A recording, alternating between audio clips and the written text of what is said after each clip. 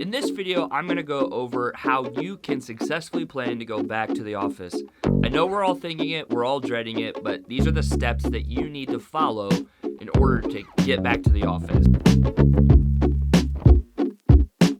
These are 5 tips that I think you should know when you're getting ready to go back to the office that's going to help it make it super easy. If you think about it, check out my other new channel. Definitely go over to Nick Tips. I'll put the link down below, but check it out. I've only got 1 video up right now, but there's tons more to follow. But think about checking it out while you're checking this video out. And let's be honest, like going back to the office isn't going to be great, and there are some pros to working from home. One of the biggest things I found is the commute time is super low, which really helps save a lot of money and time. Also, you have less distractions from working from home if you're doing things right, and I find that really useful, but I have some cons to that as well. And the third thing is you have more control of your time. You can get more work done in less time and do some other things with your day, which what's not to love. With those pros, there are some cons. And I think one of the biggest cons that I found is that I'm home alone, and good or bad, if I'm having a bad day or something really bad goes on at work, I'm by myself. I mean, I can reach out to someone over the phone, but I'm literally just sitting there in front of my computer. The other 2 things that I think are big cons is that you cannot separate, or I have a hard time really, separating work from play, work from leisure, whatever you want to say. I look at the same computer and I just hate working on the same computer that I want to edit on or to play video games on or just be productive as a human being, not for work. The big thing I also find is that I feel obligated to check my email every now and again. Even at night, after the kids go to bed, I'm going to check my email, which I don't like. The third thing too is I get distracted really easily, and I can find a ton of chores or problems or things that break that at home I feel obligated to do or feel stressed out to do, and if I was at work I wouldn't have to worry about it. So those are some cons of working at home. But we all know eventually that this is going to change, and you might see your company slowly going back to a hybrid setting, but also at some point, maybe in the future, I don't think that it's going to happen soon, but we're all going to be back in the office again eventually. I promise you, at some point. It's been that way for hundreds of years, and it's going to go back to being that way.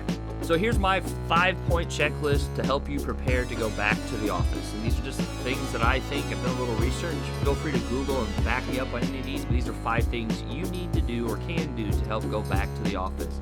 The first thing is set a schedule and follow it. Just like at work, you've got to follow it. And at home, you probably got into bad habits. Set a schedule and start following it. Keep track of your time. Figure out how much time you're spending on one task and compare that to your schedule, but just get back into the groove of things. The second tip is to get dressed every day in somewhat normal clothes that you might go to work in. Don't wear a suit and tie at home, that'd be weird, but maybe put your normal dress pants on and a dress shirt, put real shoes on, put socks on. Just don't sit around in whatever comfy clothes you were working in that day. This is gonna go really far to help set a new routine and to get back into that routine of going into the office. The third tip I have for you is change your work location. If you've been working at home or Starbucks the whole time, maybe go to the library, find a co-work space, work with somebody else, go to somebody else's house, work at the kitchen table, the dining room table, or even if you can't do any of that, just find a new room to work at in your home and make it a professional space. Have your morning commute, practice that. I think it goes a long way.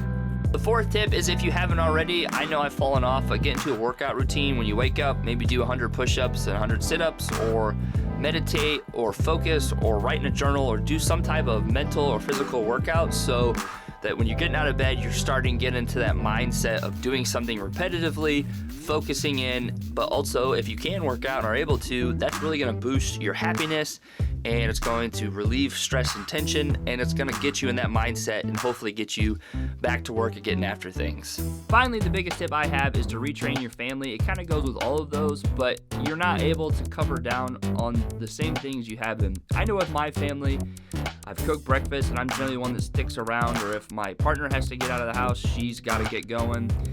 I'm there to pick up the pieces because I'm the one that works from home. You're not going to be able to do that, especially if you have to go into the office, if you're in a hybrid schedule, or if you're going fully back in the office.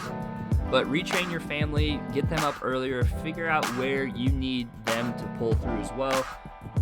Because honestly, you're not going to be there. You got to be at work. Things are changing, and whether you're going in full-time or hybrid, they've got to be prepared for it. Hey, thanks for watching. I think I probably left some off this list, but feel free to comment down below and add to it.